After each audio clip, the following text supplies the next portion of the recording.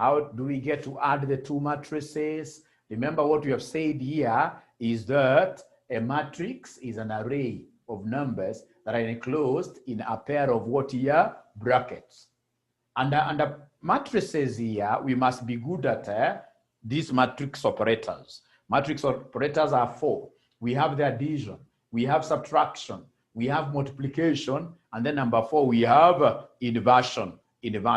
So ladies and gentlemen, I would want us to do these two just by using this small example. We are given two matrices A and B, and then somebody tells us to go ahead and add them. So A plus B, remember for matrix addition, we normally add corresponding elements.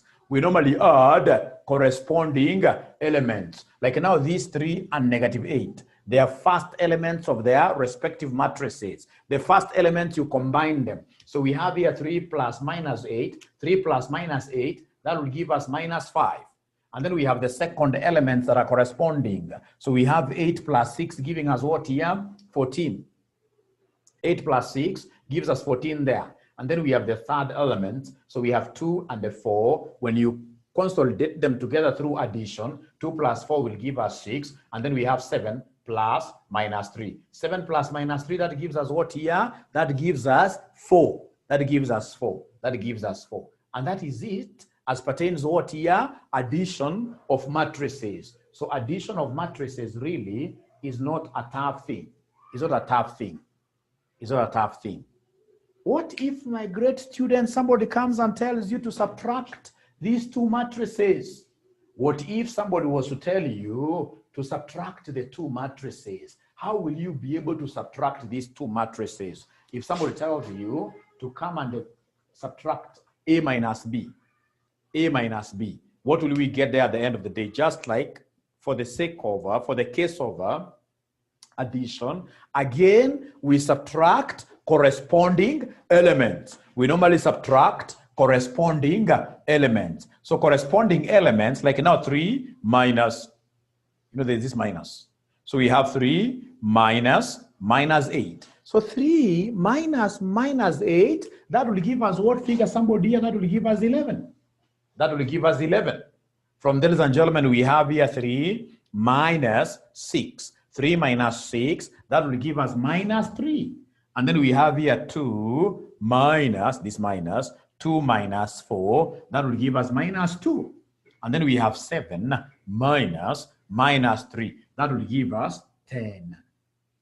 Is there anybody who has any question regarding addition and subtraction really? Addition and subtraction, before I go to the past papers as Benjamin advised us to do.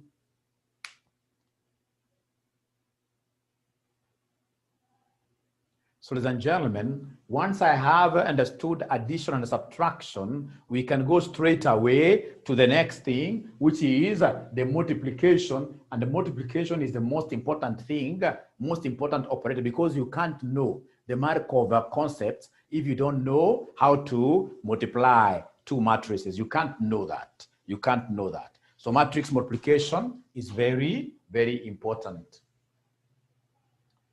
Now, ladies and gentlemen, if you are given two matrices here to multiply, you are given two matrices here like 3, 2, 8, 1, 1, negative 2. You are told to multiply here with 6, 9, 4. We have 5, 3, 2. 5, 3, 2. You don't even have to assess these matrices for compatibility. What you need to do, ladies and gentlemen, is straight away to multiply your matrices. Please go ahead and multiply these matrices. And how do we multiply matrices? We'll use what we call Roman. We'll use what we call Roman Catholic. In multiplication, we normally make use of Roman what here? Catholic. Roman for rows. Catholic for columns. So in short, we are saying that rows will be multiplying what here? Somebody will be multiplying columns. To put it better, rows of the first matrix will multiply columns of the second matrix. Rows of the first matrix, rows zinaenda namna hii always, Column ni kama columns za nyumba zinasimama hivi, like that. So I'm repeating again. I'm saying that the rows of the first matrix will multiply the columns of the second matrix. And how do we get to do this operation? Ladies and gentlemen, remember what we used to say in high school. You run down the ditch. You run down the ditch. So as you're using the rows, like you're running like that, once you reach it, you jump down the cliff. Listen and listen to me very well. To do my multiplications very well here, what I will do, I will come and say I'm using this row by first column. So how am I doing it? First ones multiplied, plus second ones multiplied, plus third ones multiplied. Right? Remember, Roman Catholic, a row and a column has to give me only one figure. A row and a column must give me only one figure. And to ensure that I'll get only one figure, I must keep on doing what here, somebody? Adding the resultant multiples. So the first ones multiply, this will be 3 times 6, plus 2 times 9, plus 8 times 4. And then, of course, we don't write that procedure down. We only do it with one stroke in our calculator, and we should be able to get the multiple. Can somebody help me out here? Somebody help me out here. Who is able to get this consolidated figure at once? This consolidated figure at once, who is able to get it? The consolidated figure at once, who is able to get that figure? Somebody.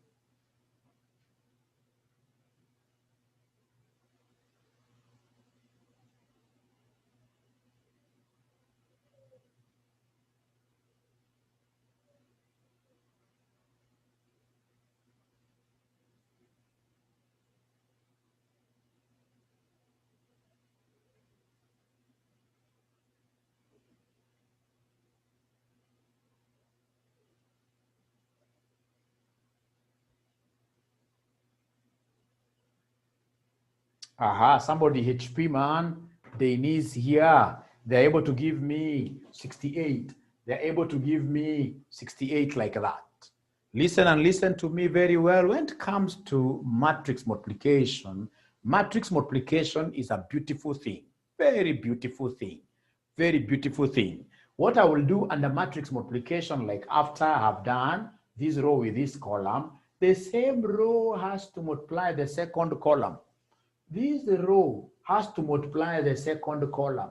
And how will we multiply them out? The same concept, you're running down the ditch. And how do you do it? First ones multiplied, plus second ones multiplied, plus third ones multiplied. And then you give me an answer. So first ones multiplied, we have 3 by 5, plus 2 by 3, plus 8 by 2. You give me an answer. HP man is able to see 37. 37. Is there anyone else who is able to get that 37? Yeah, a bit Gorang is also giving me the same. And these answers here should come from all of us. All of us. These answers here should come from all of us.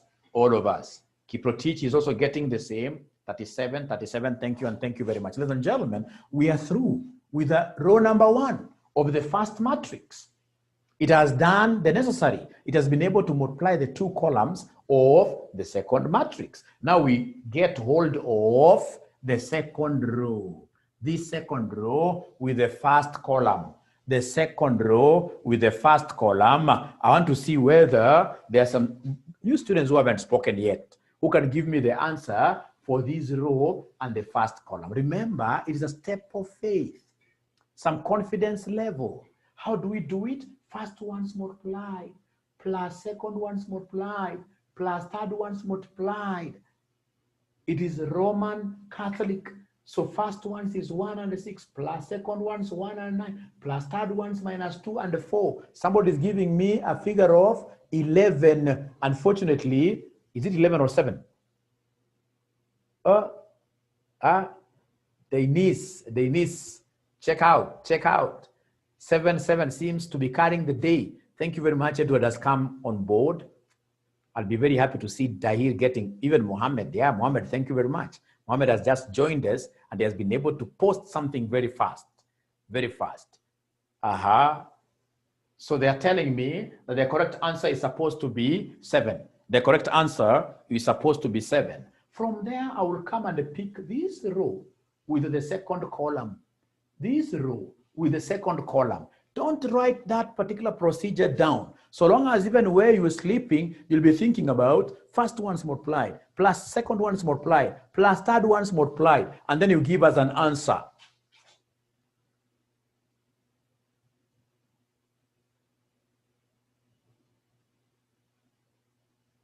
So can somebody help me here? Somebody help me out here. Help me out here, somebody. Help me out here. And then remember, as you're doing this, there are those special topics that you guys feel that we need to either go back and do them as per your course outline, or perhaps you even never did them as per your course outline. It's important I get to know them. You can either post them here, or you post them in our WhatsApp group, or you post them in our WhatsApp group. So the last one, what answer do we have? Somebody, I'll not even before 4. Benjamin Munyoki tells me it's 4. Mohammed is confirming that 4. Kiprotich is confirming that 4. Denise, the same. Thank you and thank you very much. Thank you and thank you very much. Abit Garang, the same. So is there anybody who has a question before I leave this particular operation? Before I leave this particular operation? Is there anyone who has a question? Is there anyone who has a question? Is there anyone who has a question? That is in order. It's in order now. So now that beckons for only one more operation, and we are out of that concept, what we call inversion. Inversion. So we have here inversion. If you can remember, inversion, ladies and gentlemen, inversion is applicable to square matrices. There is no way you can inverse a matrix which is 2 by 3. Inversion is an operation which can only be executed when you have a square matrix, the smallest square matrix being a 2 by 2.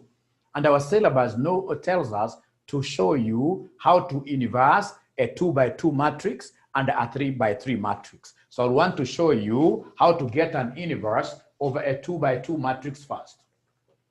How to get an inverse over a 2 by 2 matrix. Inverse over 2 by 2 matrix. Now, ladies and gentlemen, listen and listen to me very well.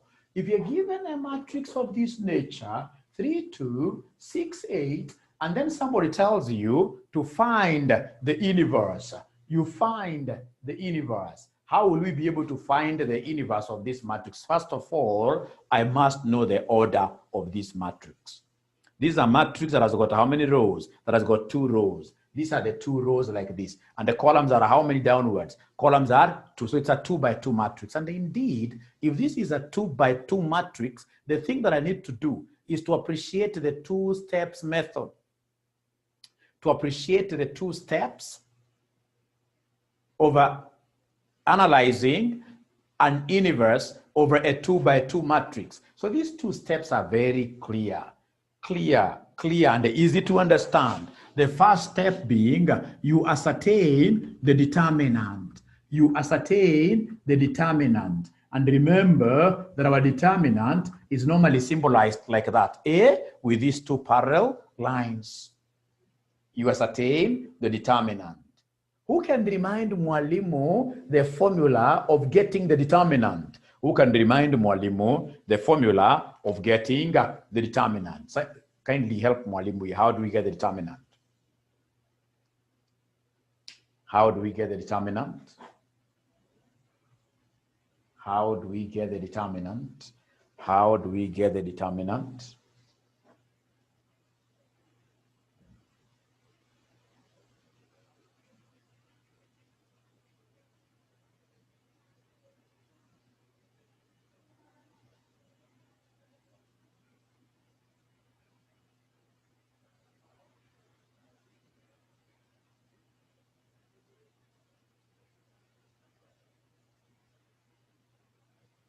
I'm waiting for that student who will be able to give me the formula of ascertaining the determinant. How do we get the determinant? Determinant. Thank you very much, Lokai. Lokai, indeed. Lokai, she happens to be good in this. So Lokai has told us something very easy, that to get the determinant, what we only need to do is to take the product of the primary diagonal minus the product of the secondary diagonal. Please write that in full. The determinant equals product of primary diagonal minus product of secondary diagonal. Product of primary diagonal minus product of secondary diagonal. I can see Benjamin has also remembered that formula very fast. Even Dionysius. To get the determinant, we normally take the product of the primary diagonal minus product of the secondary diagonal. And if you can remember from those good days, old days when you were in high school, this used to be the primary diagonal. The one that starts from the first element, the first angle here is what we call the primary. The other one, we call it the lagging or the secondary. So the same case with our square matrix, ladies and gentlemen. The same case with our square matrix, ladies and gentlemen. This square matrix has got the primary there. The square matrix has got the primary. So the primary diagonal is that diagonal that starts from the first element. That diagonal that starts from the first element here of the entire matrix, which is 3 times 8. Therefore, ladies and gentlemen, this will be 3 times 8 minus product of secondary diagonal. Product of secondary diagonal, you must always put the secondary diagonal into perspective. The secondary diagonal elements must always be put in brackets. So product of secondary diagonal, what do we have? We have 6 times 2. 6 times 2. So could you kindly give me this answer? Kindly give me this answer. Kindly give me this answer. Product of secondary diagonal must always be put in brackets, especially whenever you have one or all the elements inside the secondary diagonal here being in, for example, negative. Negative. So could you kindly give me an answer here? What is our determinant? What is our determinant? Abracadabra. Abracadabra. According to Benjamin Munyoki, we have 12. We have 12. 12. Mohammed has been able to confirm this figure. Mohammed has been able to confirm this figure. Ladies and gentlemen, having appreciated that the determinant is at 12 there, what I need to do is to go to the next step, which happens to be the last step.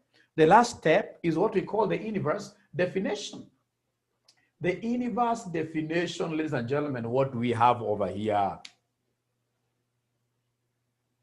The inverse definition, what do we have over here? Inverse definition, we normally write it like this, a raised to minus 1. Whenever you see like a letter a raised to minus, that's an inverse of a, or b raised to minus 1, that will be the inverse of b. So ladies and gentlemen, the inverse of a here will be equal to what? It will be equal to 1 over the determinant. Here I would want to really stress something, that anytime you want to inverse, you will start by giving us 1 over the determinant into brackets. Here, what do we do in brackets? Inside the brackets, ladies and gentlemen, the very first thing that I will never forget, inside the brackets there, we shall always swap the primary elements. So the primary elements, what do we do with the primary elements? Always exchange them. In these brackets here, the primary elements, you always do what here? You always exchange them. You swap. These are the primary elements. So we swap them. They'll take their, or rather we have their respective positions there. Of course, in this case here, we interchange them in between their respective positions, yes. So we have here 8 taking the position of 3. So we have 8 there and 3 taking its position, 3 like that. Now listen and listen to me very well. For the secondary elements, we shall leave them in their respective positions, but we have to change their signs. What have I said, ladies and gentlemen, for the secondary? For the secondary elements, we shall leave them in their respective positions, but change the signs of the secondary elements. So these secondary elements, we shall leave them where they are, 2 and 6. But now we have to change the what here? We have to change their signs like that.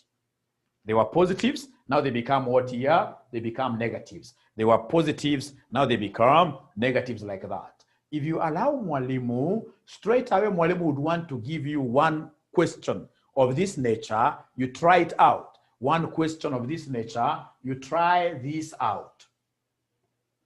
So I want to rub this and give you a question that I would want you to try, a question that I would want you to try. And this is the question. If you're given here A, you're given A equals -3. Then we have -2. Then we have 6, ladies and gentlemen, and 8. And then somebody tells you to find the inverse of this particular matrix. Find the inverse of this particular matrix. Find the inverse of this particular matrix. Who will be able to help me in a minute? Just 1 minute like this, 1 minute only. Please give me the inverse. First of all, start by giving me the determinant. First of all, start by giving me the determinant. I like this. I like this because under topic number 1, you can't miss at least one question. This is a savior area. It's a savior area. Savior. It can really save you. It can make you see places that you've never seen before. It can make you see places which you have never seen before. So my friend Melchiora Pemo gives me -12. Also, we have Benjamin getting the same. Lokai also has gotten the same. Mohammed the same. What those students have remembered in this first step of getting the determinant, the formula is PPD minus PSD. Product of primary diagonal minus product of secondary diagonal. So the primary diagonal moves like this. So the primary diagonal is -3 times 8. And then minus the secondary diagonal, please. So many students get it wrong here because they forget putting the secondary elements in the respective brackets. So we have here open brackets for the secondary. Remember, the primary diagonal elements are these elements, ladies and gentlemen, that we have here in the leading diagonal. And remember, the primary diagonal is the one that starts from the first element of the entire matrix. And then the other diagonal will be the lagging. So the lagging, we have -2 by what here? By 6. So could you kindly give me an answer at the end of the day? What do we have here? At the end of the day, what do we have here? At the end of the day, what figure do we have? Is that -12 correct? Is -12 correct? Yes, -12 is very correct. -12 is very correct. Now, ladies and gentlemen, having gotten the determinant, the next thing I know my students will tell me is to go ahead and define the inverse. And how do we define the inverse? To define this inverse, these students of mine are so good. They know it is 1 over the determinant that you've just given me, 1 over -12. Into inside brackets, ladies and gentlemen, we shall, inside brackets, ladies and gentlemen, we shall do 2 things. The first major thing being the interchange, the exchange between the primary elements. So the primary elements here we shall exchange. So we have 8 versus -3. The primary elements, we exchange them. And then the secondary elements, ladies and gentlemen, we shall leave them where they are, but change their signs. We shall leave them where they are, but we change their signs. So we leave them where they are, like this was either 2 negative, now it will have to become positive. This earlier on, you can see it was a positive figure. Here now it has to become what here? A -6. Ladies and gentlemen, that is the end of this, and we do not have to spread the scalar inside. No, we just leave it like that. And that is the end of that particular inversion over a 2 by 2. So that we don't make reference again to this in the near future, let's come straight away to how do we use this particular concept, ladies and gentlemen, to solve simultaneous equations. To solve simultaneous equations. How do we make use of these to solve simultaneous? If you're given an equation like this, x plus y equals 5, and then somebody speaks of 2x minus y equals 1. 2x minus y equals 1. 2x minus y equals 1. So you're given these 2 simultaneous equations, and then somebody tells you to solve for x and y. You solve for x and y using, the inversion method. So solve for x and y, using inversion method. using inversion method. Solve for x and y using inversion method. Using inversion method.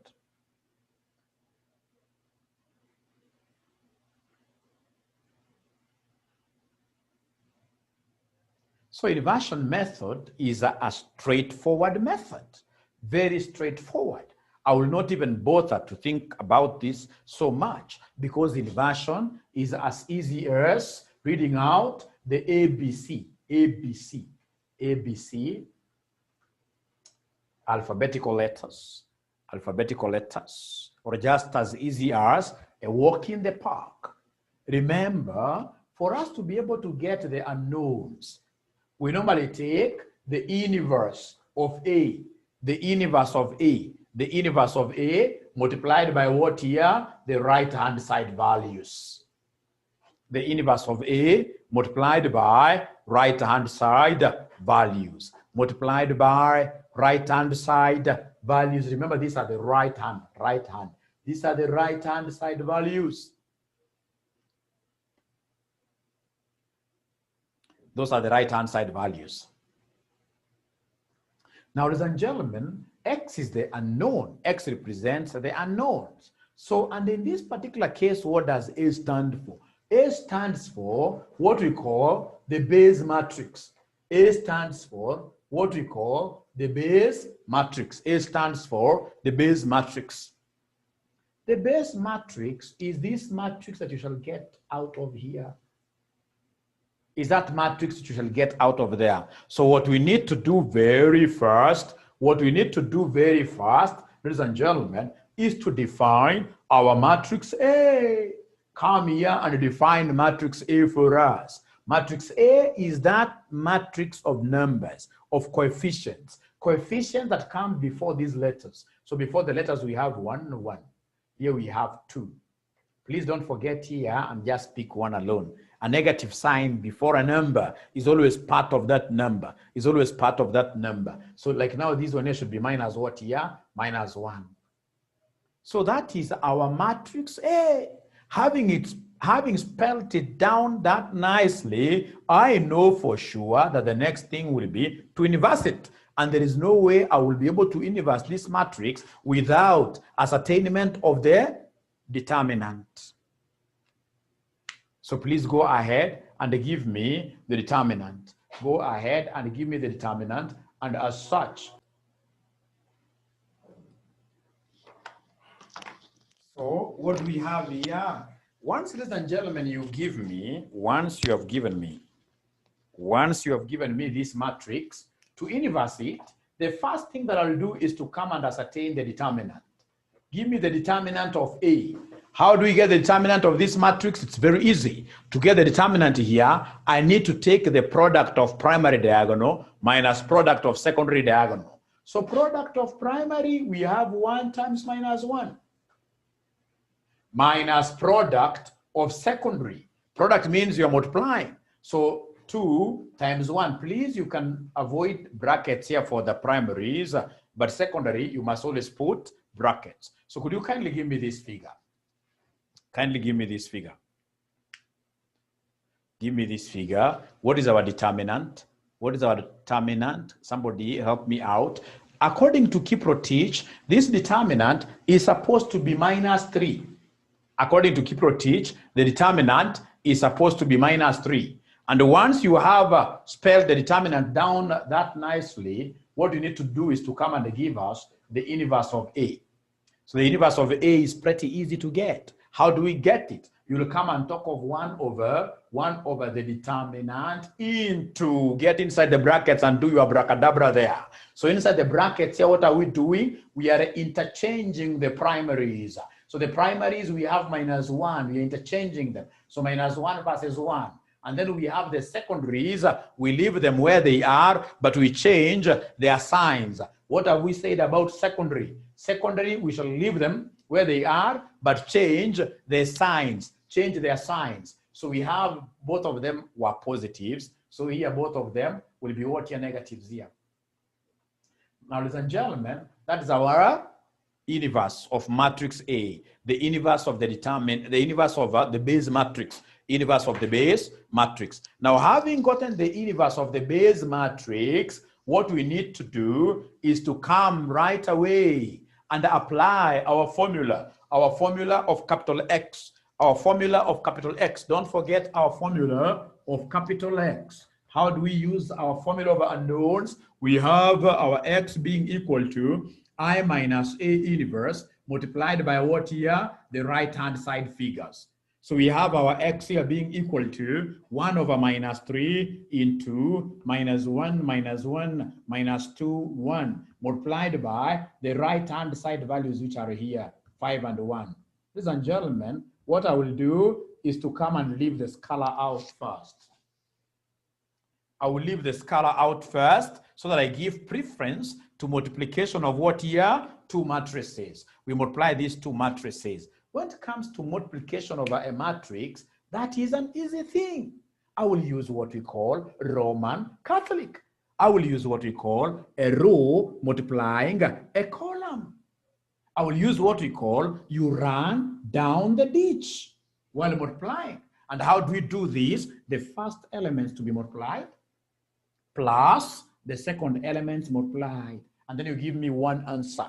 Because run down the ditch should always give us a consolidated one figure.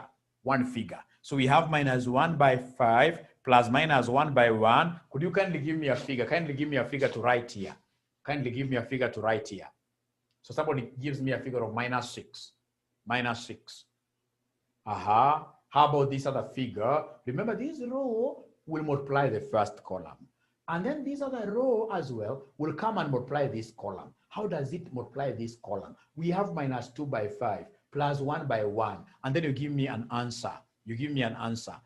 We have Kiprotich. We have Melchior giving me negative 9. Ladies and gentlemen, it's after we have done such a nice job that we now need to come and use what we call the distributive law. Distributive law. And distribute this scalar to each of the members here. You distribute to each member here the scalar. Therefore, we are saying the first unknown is X. So X will be 1 over minus 3 times minus 6, which I'm being told is 2. The second unknown is Y. Y, I'm using this same scalar, 1 over minus 3 times minus 9, which will end up giving me what figure? Somebody there? Which will end up giving me 3. Yeah.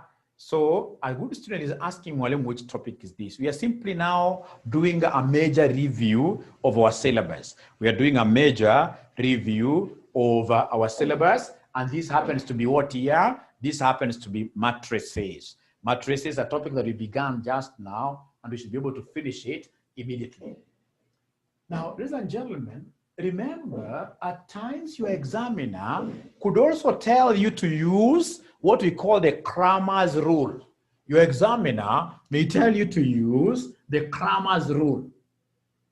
So if you're told to use Cramer's rule, if somebody tells you to use Cramer's rule to solve the above simultaneous equation, if someone tells you to use Cramer's rule to solve the above simultaneous equation, how will we do this? The first thing that we'll do under Cramer's rule is to identify the base matrix. Identify the base matrix. We say the base matrix is the one that has got which coefficients? Coefficients of X and Y. So coefficients are those numbers that come before those letters. So the base matrix here will be this coefficient. We have 1, 1. And then we have here 2, minus 1 like that. Now, ladies and gentlemen, the moment I've been able to define my base like that, I will go straight away to the next step, which is the one of ascertaining the determinant. So go ahead and give me the determinant. Go ahead and give me the determinant. Remember, determinant is product of primary minus product of secondary. Determinant is product of primary, so 1 times minus 1, minus product of secondary. Secondary, I can see it is 2 times 1, which if I remember very well, the teacher had given me a figure of minus 3. Minus 3. Minus 3. Now, ladies and gentlemen, having gotten the determinant, how do I make use of the Cramer's column rule? Cramer's column rule. The Cramer's column rule. Very easy. The Cramer's column rule, this is quite an easy thing to be done. The Cramer's column rule is quite an easy thing to be done. Ladies and gentlemen, remember that under Cramer's, this column has a special name called what? Replacement. Replacement. This column has a special name called replacement, such that if you want me to give you the value of x, I will come and talk over, listen and listen to me very well, two things. I'll be having the numerator matrix divided by determinant of the base, divided by determinant of the base, divided by determinant of the base. So if they want me to give them, I wish somebody can just understand this once and for all, because this is quite an interesting thing, something that all of us did in high school. If you went to a good high school, you must have encountered this Cramer's concept. So remember, Cramer's is basically a determinant model. So what I'm going to do is to have some numerator matrix divided by numerator matrix determinant divided by the determinant of the base. Listen and listen to me very well. How do I construct my numerator matrix? To construct my numerator matrix, ladies and gentlemen, what I will do is to understand this, that if I'm after x, the column of x must disappear.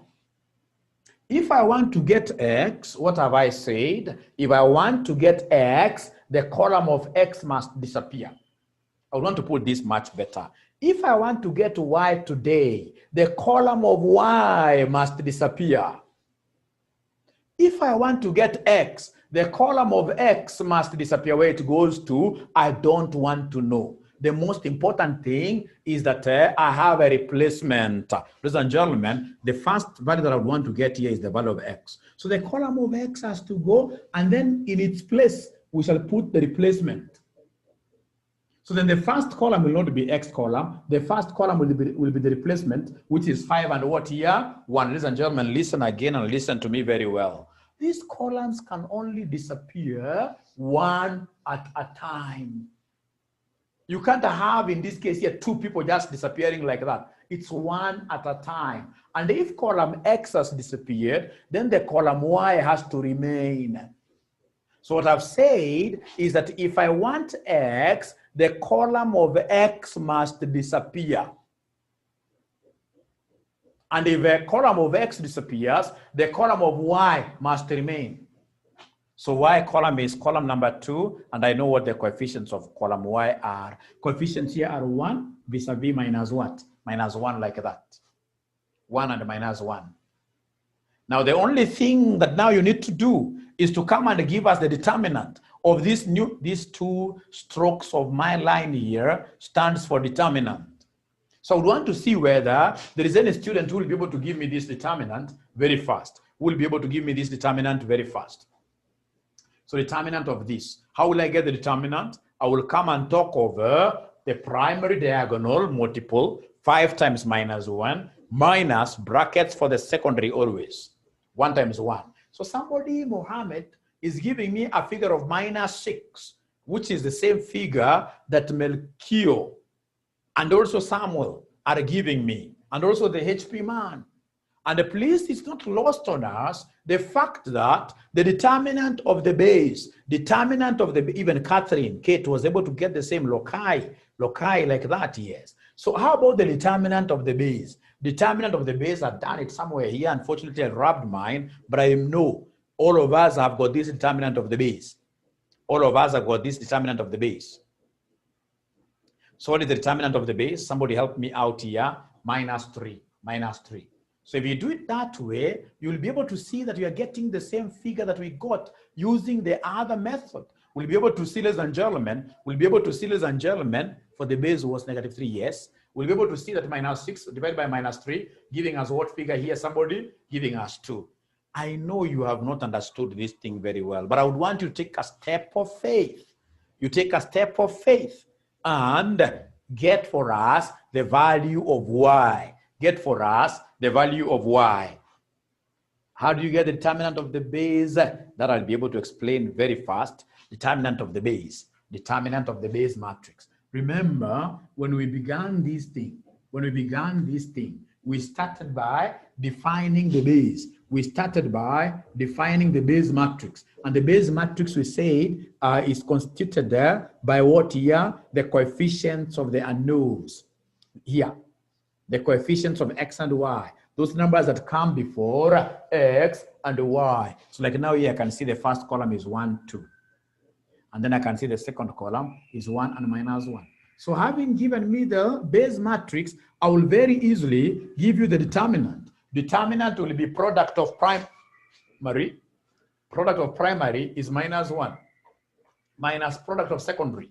You take 2 times 1, that gives me 2. That is how the HP man, I was able to get minus 3. That's how I was able to get minus 3. Does that make sense? Thank you very much. I hope it makes sense. I hope it makes sense. HP man, does this make sense really to you? Thank you very much. Now, ladies and gentlemen, is there anybody who has been able to give me the value of y using Cramer's rule? They are telling me that y is 3. That is Garang. We have Hussein, Denzel Bob, 3. Denzel Bob, 3.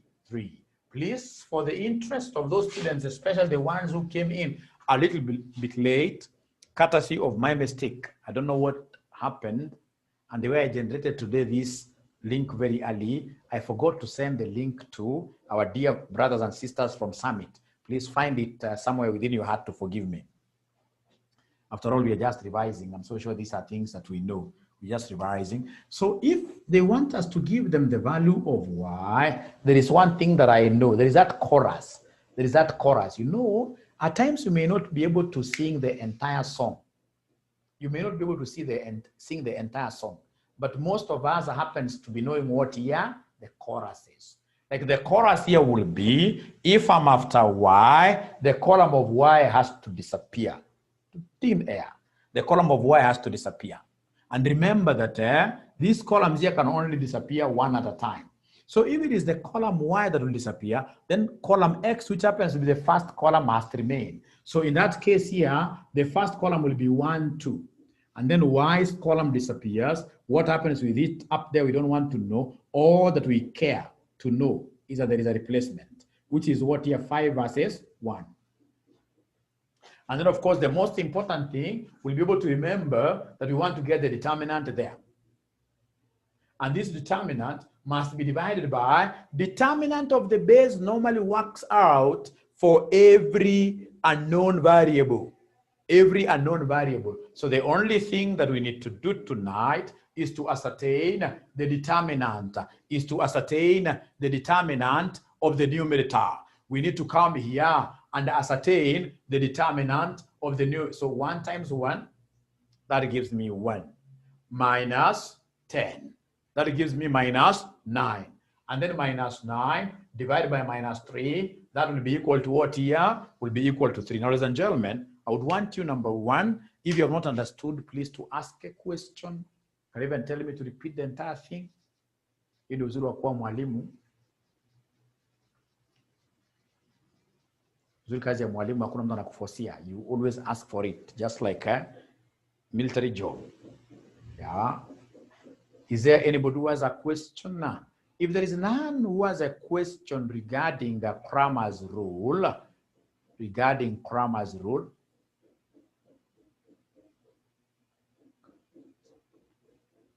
yes, HP asks, why are we having 5 and 1 coming in the second? It's because this time around we want to evaluate y. And when you want to evaluate y, you can see y is the second column. And y is the one that is disappearing, which happens to be in the second column. So you can only replace it at that particular position.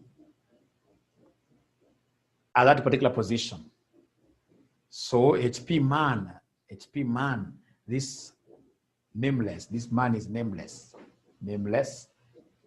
Have you understood that concept? I'm I'm waiting upon you, or I can again repeat very fast. Remember the first scenario, we had 5 and 1 coming in the first column. Why? Because we were replacing X, and X was column number 1. This time around, we are after Y. And if we are after Y, then the column of Y has to disappear. And the column of Y happens to be column number 2. So the replacement of 5 and 1 can only appear in column number 2. Can only appear in column. You see now the mistake that I'm making. Milka, again, forgiveness. It's a lady. We shall overcome. Well understood. Thank you and thank you very much. Thank you and thank you very much. Now, between the inversion method of getting simultaneous values, X and Y, and the Cramer's rule, which method do you think is better? Which method is better? Is it Cramer's or inversion method? Is it Cramer's or inversion method?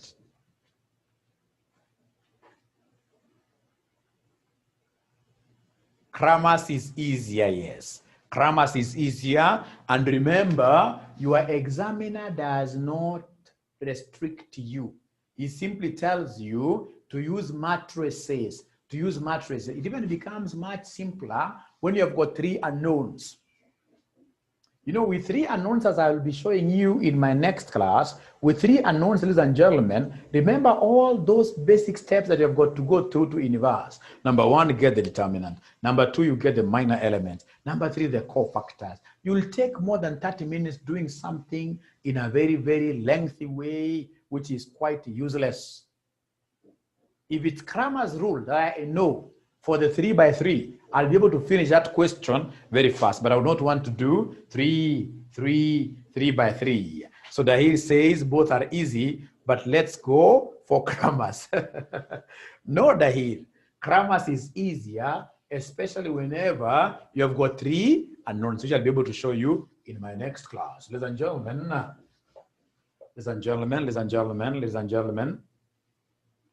here we are, still with this 2 by 2.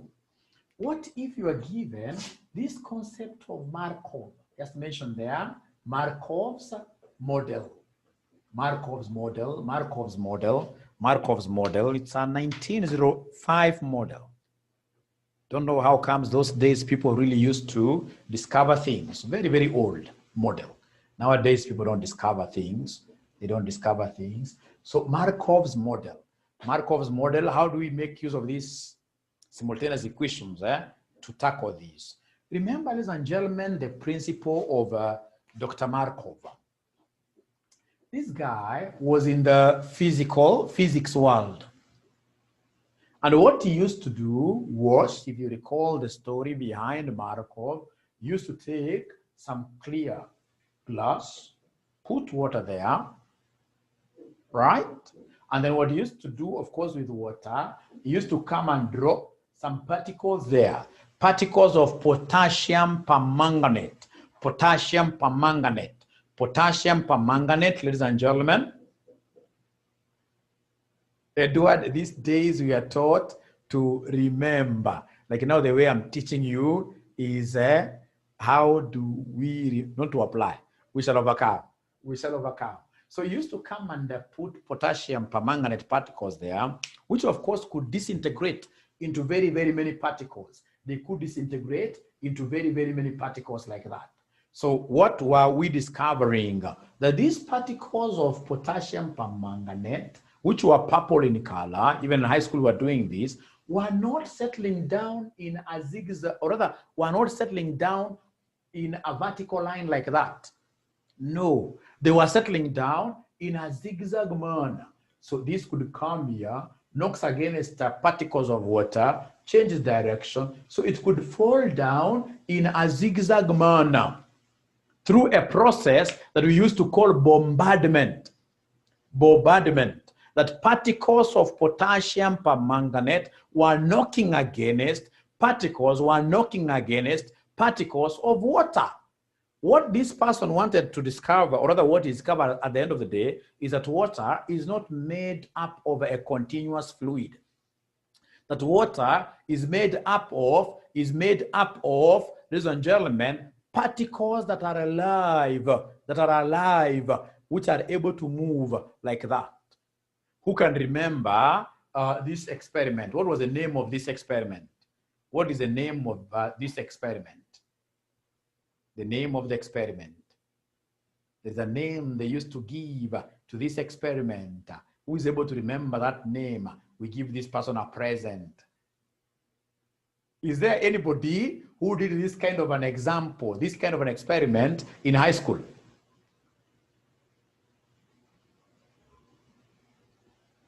Is there anyone who did this kind of an experiment in high school?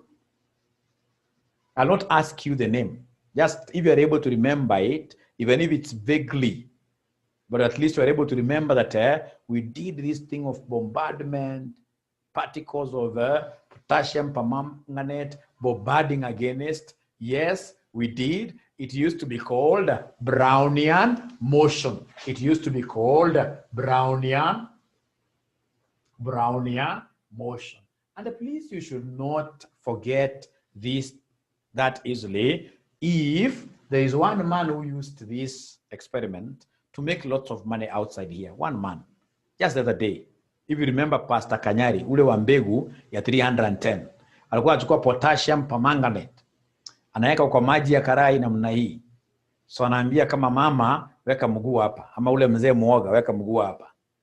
Mama anapoweka mguu, ama mzee muoga anapoweka mguu pale, anaona maji imekuwa damu. Mama anasema uoi, sasa pasa anakuambia wewe weka 10,000 namna hiyo. So no pastor, na alifika form 2. Alifanya tu experiment kidogo, akajua Brownian permanganate.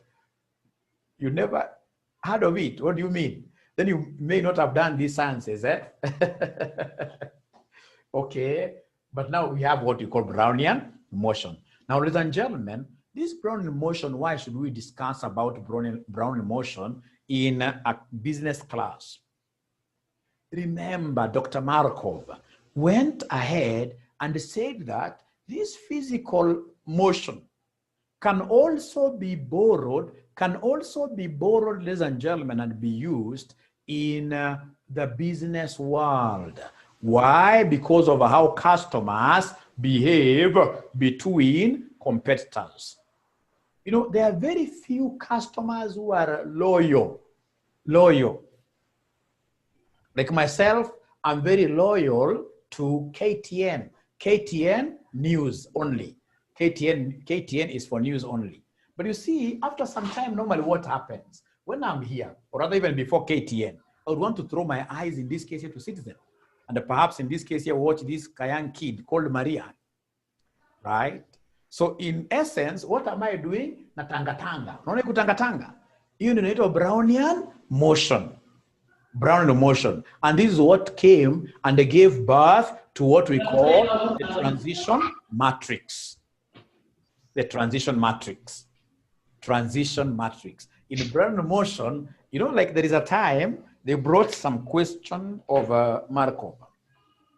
You remember that question where taxis were moving, some taxis were moving from Westlands, others going to Eastlands, others going to town CBD. So taxis were moving from one location to another like that. So one day after that particular exam, a student called me, told me, Mwalimu, this QA this time around was very difficult. So I asked the student, what type of questions did they give you? The student told me that they gave me a question where I could not really comprehend. The taxis were running very fast from CBD, and I knew straight away that that student had not gotten that that was a question on what year? Markov. Because Markov, transitioning, Markov, you must be told customers are moving from A to B.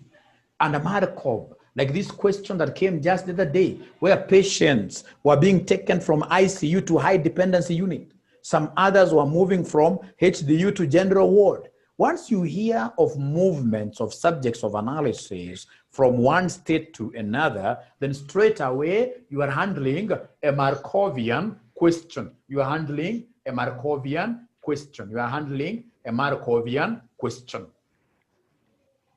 Because many a times students get these kind of great questions, but because they don't know where those questions belong, they don't know whether it's a matrix question, they end up in this case here getting a Z, But the very best way of remembering Markovian questions is to remember what I've just told you.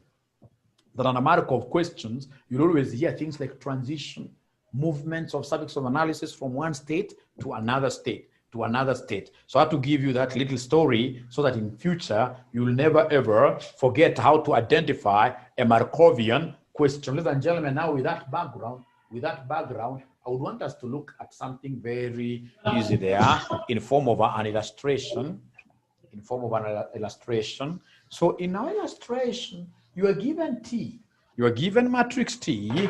We are told here T equals 0.3, 0.7. We are given T equals 0.3, 0.7. And then we have 0.6, 0.4 like that.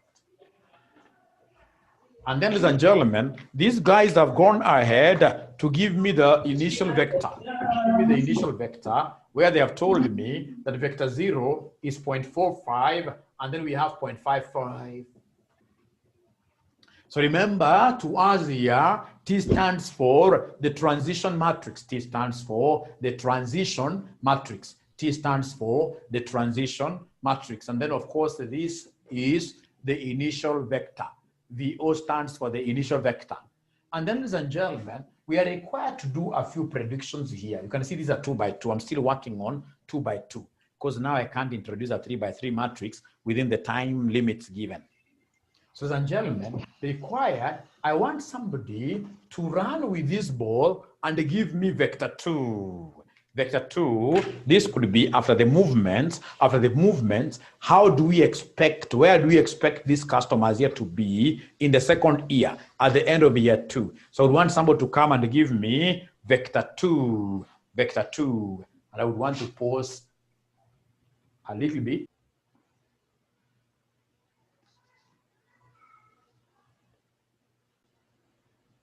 So here, they want us to make predictions. Like they have given us vector 0. They have given us the transition. The T stands for transition, and then they want us to do the prediction. So how do we do this? This is very easy, ladies and gentlemen. Remember the Markovian chain link. The Markovian chain link normally starts from vector 0. Remember the assumptions of Markov. We normally begin from vector 0. And after vector 0, we'll go to vector 1. Then from vector 1, we can now go to vector 2 and other vectors, moving using that particular word here, chain. So there is no way you can predict directly from vector 0 to vector 2. From vector 0, we can only get vector 1. Vector 1 can only give birth to vector 2. So what am I saying?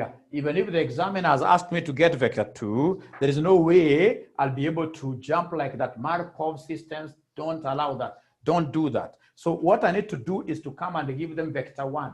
And how do I get vector 1? I'll come and take vector 1 can only be obtained from vector 0. What I need to do is to take vector 0, I multiply this with what here? With the transition. So remember here, you have to begin with a vector. Therefore, ladies and gentlemen, my vector 1 will be equal to vector 0. Already I have it. It's 0.45, 0.55. And then I'll come and multiply this with the transition matrix. I'll multiply this with the transition matrix. The T matrix here is 0.3, 0.7, 0.6, 0.4.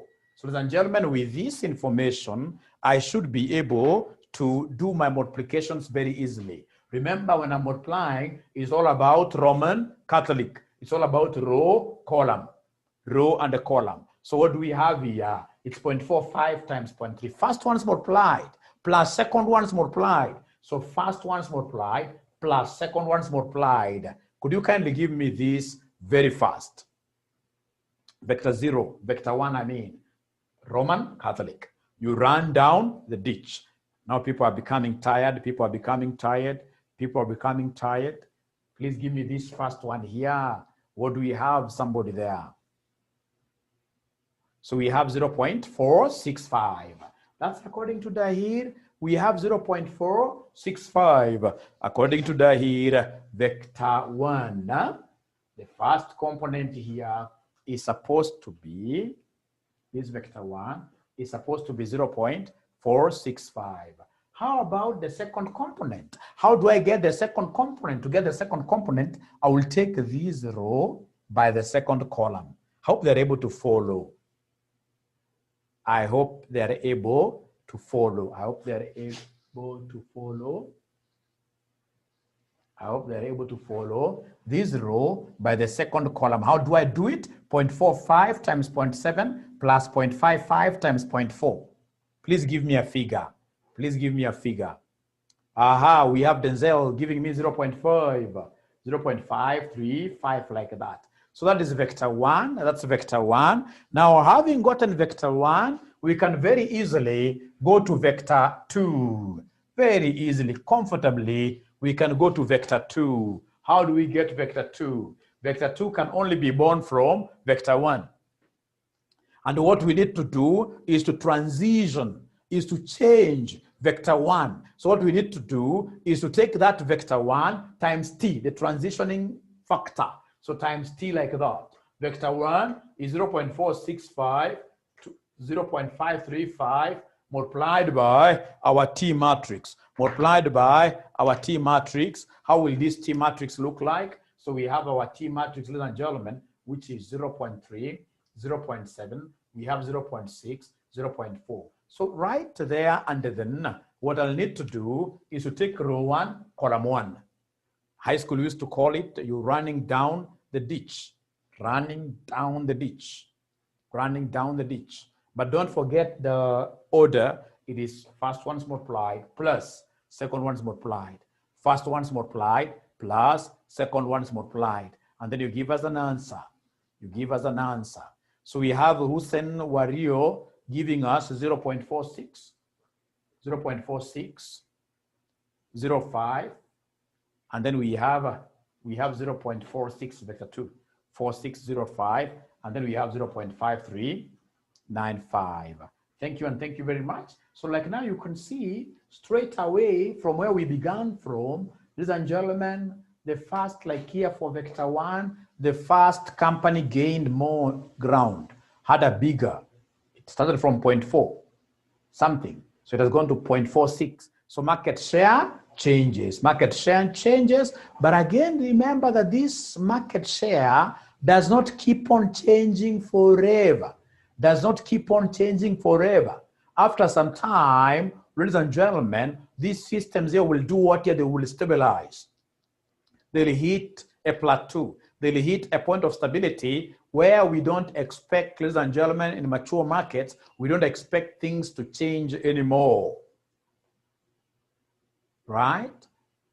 Where in this case here, we have what we call loyalty, where you can't have, for example, a student moving, for example, this is just an example, a student moving from RCM, goes to Summit, for example, from Summit, section 4, he goes, for example, to Visions, right? So it keeps on moving. No. It is a time a person will realize that even if this person is a little bit disabled here and there, even if there are issues here and there, heri nyumbani. Na mtu anakaa nyumbani 100% with all their problems. So once we reach that level, then we know that we have hit what we call a steady equilibrium vector, and I would want to pick it from there in my next session. In my next session, today I'm the one who is teaching advanced Excel and financial modeling. I need to prepare my files, and then I send them to my students early so that I don't get any problem that time. So I seek your indulgence as we go for prayers. Please pray for us. We shall overcome. Thank you very much. So unless there is any burning question, please allow us to end there and continue watching those videos. Like now, if I were you, I would go there on that platform, check on these videos. I know, of course, they're mixed up a little bit. That's what I've been working on today. I want them to follow some order. But please just continue watching them, especially for what here, the past paper questions. So thank you very much. Network analysis. I've done network analysis, Denzel.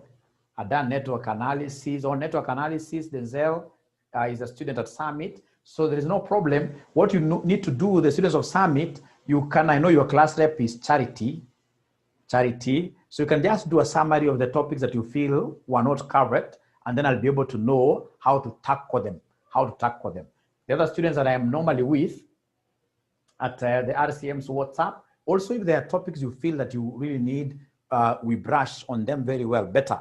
I'll not mind if I can have that list. Otherwise, now we have to be very serious because we know at the end of the day, the corona cases are coming down and down, right? After that expose, they're coming down, and like today, they were only 83. So meaning that before the end of this month, we could be opening our colleges. And of course, I don't advocate that you go back to classes, physical classes, no. What I want you to see is that once these colleges are opened, of course, these are examination centers. So the next thing we expect is to do an exam in November. We shall be revising everything. Actually, that is it. HP man says we shall be revising everything. We were to cover small sampling today. I did a video. I'm surprised how comes you guys haven't gotten this video. I did a video of small sampling. Or linear programming is missing, then that I'll be able to put because I've done linear programming questions, very many of them.